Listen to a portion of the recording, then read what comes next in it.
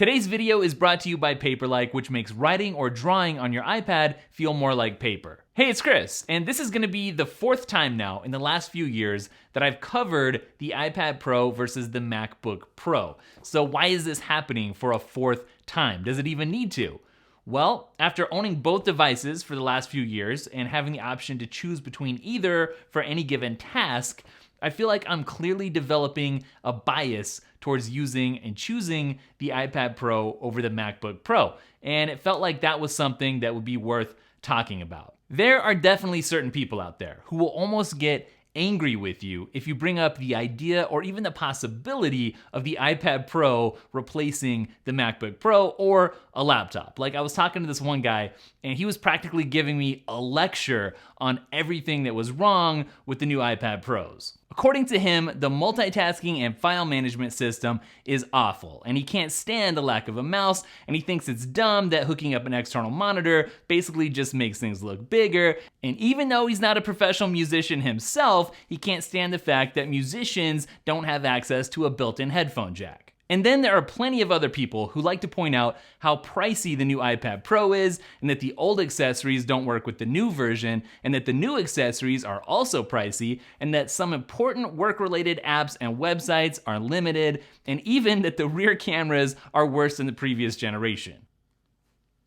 The new iPad Pro isn't perfect, and I'm not blind to that, but there is something about it that keeps drawing me in a major way. A few years back, when I was getting really serious about making Daily Tech my full-time gig, there was no question in my mind. I knew I was gonna get a maxed out MacBook Pro to be my workhorse, and I got it, and I loved it, and everything was great. Then came the iPad Pro, and my first iPad Pro was the 9.7 inch, and it never even occurred to me that I might want to replace my MacBook Pro with it. It was just its own separate device that had its own uses, which basically amounted to consuming content. And then came the 10.5 inch and the 12.9 inch iPad Pros, and I got both of those to review here on the channel. And I loved both. And to be honest, that was the first year that I actually started thinking, could one of these iPad Pros actually replace a laptop or my MacBook Pro?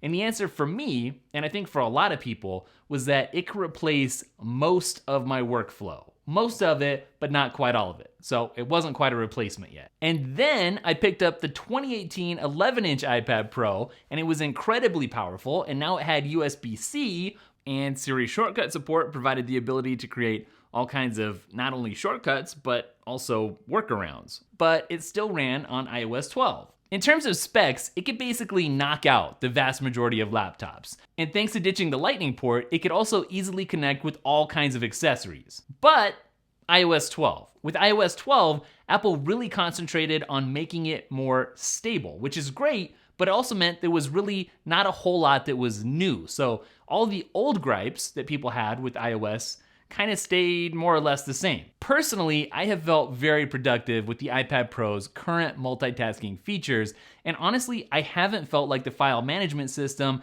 has made it impossible to do real work. So, do I think that multitasking on the iPad Pro right now could be better?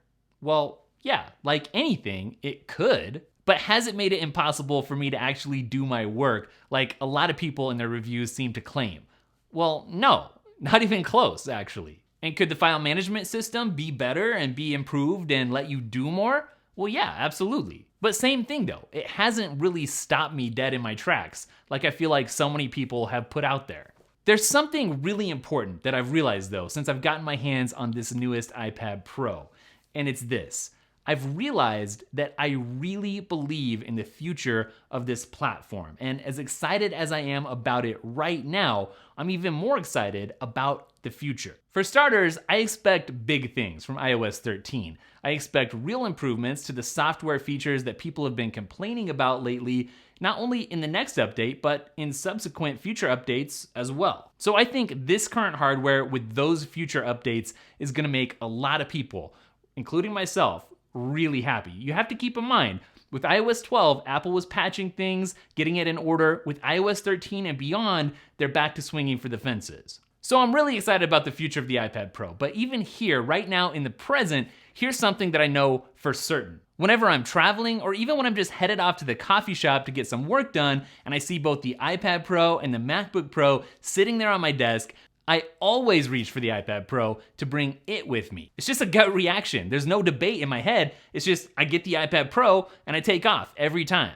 And even when I'm working at my desk, I still find myself gravitating towards the iPad Pro, even though my MacBook Pro has a bigger screen, has a mouse, can be hooked up to an external monitor, and runs or loads absolutely all of the professional software and websites that I could ever want or need. It's like mentally, I just feel more focused on a specific task when I'm using the iPad Pro, because what some people call multitasking limitations, I actually feel pretty comfortable with and kind of like. So with the iPad Pro, I can't view 20 different windows at a glance with a hot corner shortcut. I can only view and work with up to 3 different apps on the screen at once, and that actually works all right for me. And while the MacBook Pro obviously is portable, the iPad Pro is ultra portable, and it doesn't have a bunch of cords sticking out of it at any given time that I have to take out before I can pack it up. There's no drives that I have to eject before I can pack it up. It's literally just grab and go. Now, the business paid a lot for my MacBook Pro, so I'm not ready to just cast it aside.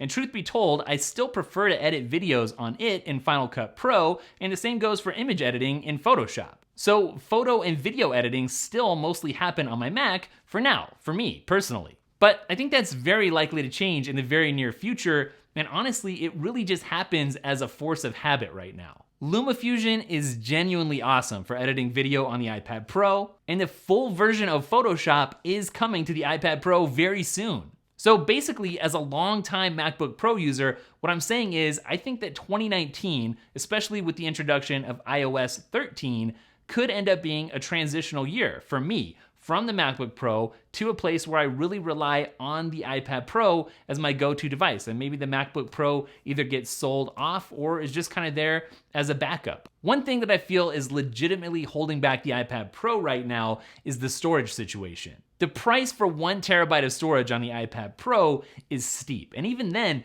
just having 1 terabyte of storage isn't really ideal for somebody who produces videos like me. On the iPad Pro, you can't yet connect wired hard drives to expand your storage using the USB-C port. And while you can use a wireless drive, which I think is a must for a lot of different kinds of work, and I'll link up 2 of the best solutions down in the description, the storage situation is still less than ideal. Even so, if you're determined to use the iPad Pro professionally, it is possible now. The reality is, if I do end up switching solely to the iPad Pro as my main go-to work and lifestyle computer, there are things about the MacBook Pro that I would really miss. And likewise, if I was forced to just use the MacBook Pro, there's plenty of things about the iPad Pro that I would feel like I was missing out on. And I haven't even touched on this yet, but I can use my iPad Pro in ways that the Mac could only dream of. Like, the iPad Pro may not have a mouse, but the MacBook Pro definitely doesn't have an Apple Pencil. I can write on a tablet that I have to plug in, but that's not portable. I can't write on the screen. But I think it's interesting to point out that I never find myself reaching to the side of my iPad Pro keyboard looking for a mouse just out of instinct, but I do find myself trying to tap on the MacBook Pro screen from time to time, and I think that actually says a lot about the iPad and its touch interface. At the end of the day, I think it's great that Apple users have an option between 2 awesome portable machines right now. If you really prefer a mouse interface, then you can have it. And if you really want to dive into the future now, you can. So if you're looking for a new iPad Pro, then check out today's sponsor, Paperlike, which is an accessory that makes it feel and sound like you're writing on real paper when you're using an Apple Pencil. Paperlike actually gives you more control when you're writing or drawing thanks to the paper-like resistance that it offers, and yeah, it really makes a big difference. Plus, it reduces glare, and thank goodness, fingerprints as well, because the new iPad Pro shows those like crazy. Paperlike is great for anyone who uses apps like Notability or Procreate, and when you place an order, you'll get 2 Paperlike covers plus application accessories with free worldwide shipping and a 100% satisfaction guarantee. And you can pick one up using the link down in the description. So this MacBook Pro versus iPad Pro video is pretty different from the first 3 that I made in the last couple years.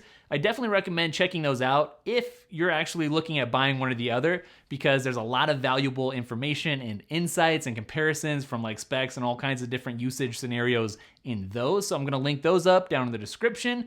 And I would love to hear what your thoughts are. Like, which one are you gonna buy, or which one did you buy? Or why do you like one over the other? Leave me a comment, let me know. Don't forget you can follow me. I'm at Daily Tech, spelled Daily Tekk on Instagram and Twitter. And I'll catch you guys in the next video. Later.